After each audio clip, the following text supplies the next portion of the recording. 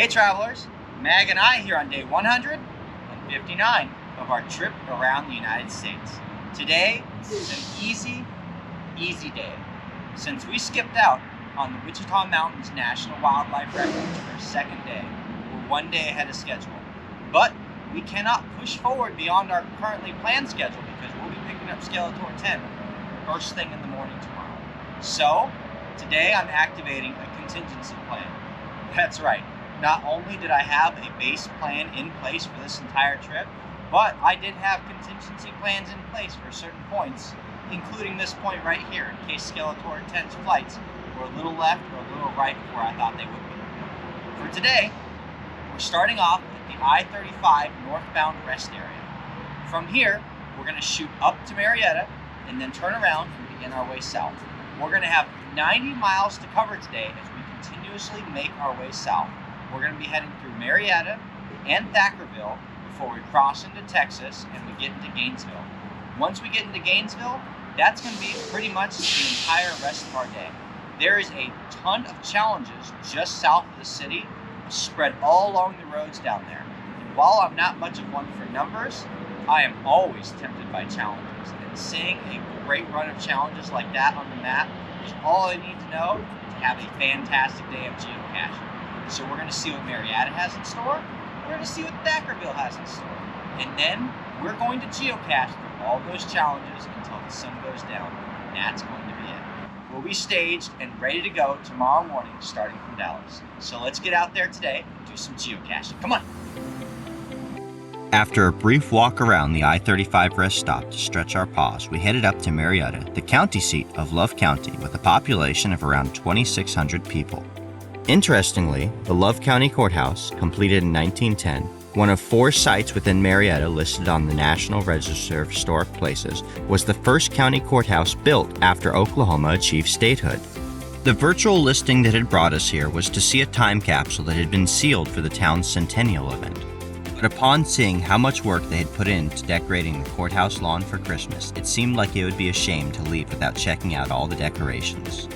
It also seems like swinging by the courthouse at night would be a great way to get to see some beautiful lights.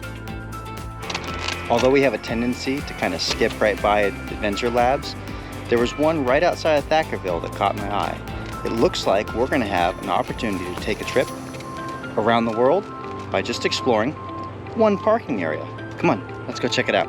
This Adventure Lab took us on a tour of the exterior of the WinStar World Casino and Resort, the largest casino in the United States and one of the biggest in the world. It is designed so that if you drive around the outside, it really does feel like you're taking a tour all the way around the world. We started with Rome and New York and worked our way steadily south around the facade of the building. Seeing how beautiful the exterior was, I was somewhat tempted to take a tour of the inside, but only somewhat. Having grown up in Las Vegas, I've seen my fair share of the inside of casinos. What I have yet to see is most of the amazing stops that this casino hints at along the tour. So I was more than happy to play through the stages of the Adventure Lab and visit places like Cairo, London, and Beijing. Although this current trip is limited entirely to the United States, I have every intention of visiting all of these international destinations in the years to come. This really just felt like a great way to whet the appetite for future travels. Before heading out of Oklahoma and making our way into Texas for the Challenge Series, we still had a couple of finds left to track down. Having found a fire hydrant hide recently, I knew exactly what to do here, but that did not stop me from giving a favorite point. The next geocache that we found was not in quite as good of shape. The businesses around it had shut down, and the geocache itself was filled with water. Thanks to a fresh baggie, however, the logbook was dry, and that was enough for us. Now, onward to Texas, the Lone Star State. This is where the caching gets real today. And that's it, just like that. Within a few hours, the Oklahoma portion of our day is already done. The last couple of targets I have on my list are right here in the Texas Welcome Center, and after that, it's going to be all challenges all day long. The Visitor Welcome Center here at the rest stop also features a pretty fantastic Veterans Memorial. In my world, getting to see at least one Veterans Memorial on a geocaching day always makes the difference. It seems so strange to me that just crossing the Red River out of Oklahoma into Texas would bring such a great contrast into the terrain we had been seeing. The hides in this series of challenges comprising the geoart are located on lonely country roads. I had anticipated a complete lack of signal out here and was not surprised to find out that was exactly the case. So I'm glad that I saved all of these caches offline before we came out here. Not that I really needed any information except for the coordinates. None of the geocaches list any hints at all. The only useful info is the size and the location. There's actually quite a few reasons why I'm enjoying this series. Number one, it's a geoart. So if I manage to complete all the challenges, that means that I'm gonna have one more geoart on the map. And I need a few more to qualify for a geoart challenge in Arizona. So it is something in the back of my mind. Number two, it's kind of like a power run in the way that everything's close, 500 to 1,000 feet apart from each other. But it's not like a power run in the way that everything is different. We've found bisons, pill bottles, film cans, full-size containers, hidden on fences, in trees, at the base of stumps. So we're getting a lot of variety in this. And variety is not just the spice of life, it is the spice of geocaching. And it's the secret ingredient that will turn a day into a fun day instead of a Kentucky day filled with guardrail after guardrail after guardrail after guardrail after guardrail. Seriously though, I cannot stress enough how much variety makes a huge difference here. If this run of challenges was all the same type of container, hidden all the same way, I probably would not have made it as far into the series as I did today. But since there were so many different hide styles, hidden in so many different ways, it really kept me on my toes as I made my way from one listing to the next. Well, darn.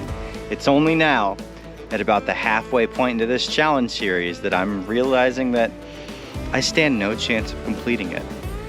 I have this bad habit of assuming that I automatically qualify for challenges, and for the most part, I do. But there are several challenges on this loop that I don't qualify for, and it took me getting into them and reading the requirements to realize that. I've done 5 loops on my Fizzy Grid. Some of the challenges out here require 7, 8, and 9 loops on your Fizzy Grid to complete. That's not going to be happening. Even in all my targets across the counties I have remaining, I don't target the Fizzy caches. It's not a priority for me. It's all about the county goals and the page goals.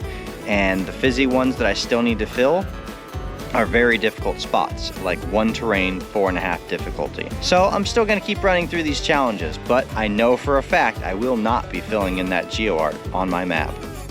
While I had a fairly easy time with most of the geocaches in this challenge series, tracking down the large majority within 5 minutes or less, there were some that gave me quite a few difficulties.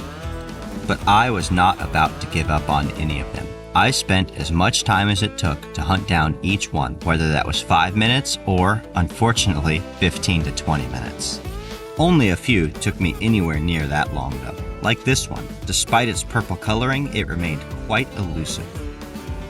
Oh, sweet puppy. You should enjoy that passenger seat now while it lasts, because come tomorrow, Skeletor 10 is going to be here, and you are definitely going to be moving to the back. I'm glad she doesn't understand what I'm saying right now, because she wouldn't be happy to be hearing this.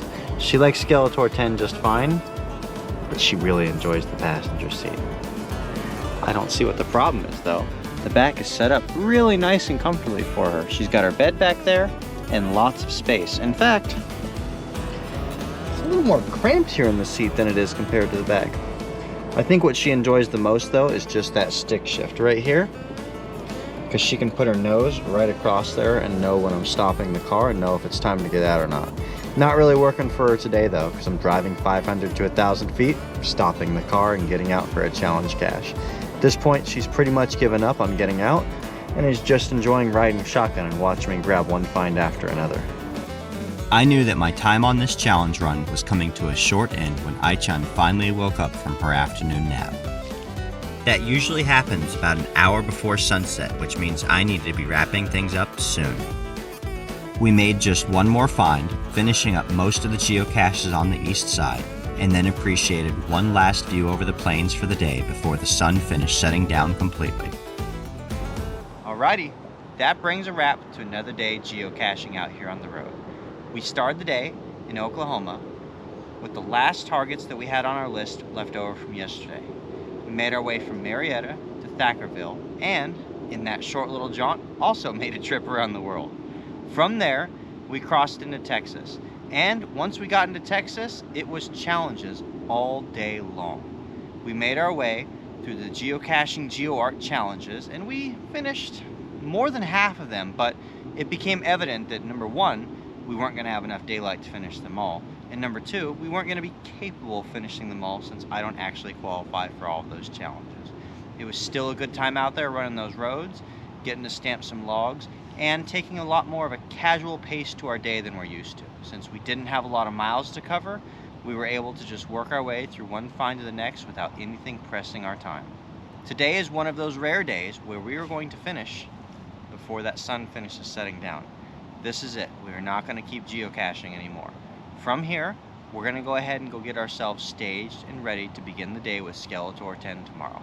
That means that we'll have a little bit of time to catch up on a few of those admin tasks that we've been putting off since Nashville, and it means that we might actually get a little more sleep tonight than we're used to. Thank you guys for joining us. Like this video, subscribe to stay tuned for daily updates, and we'll see you out on the trails.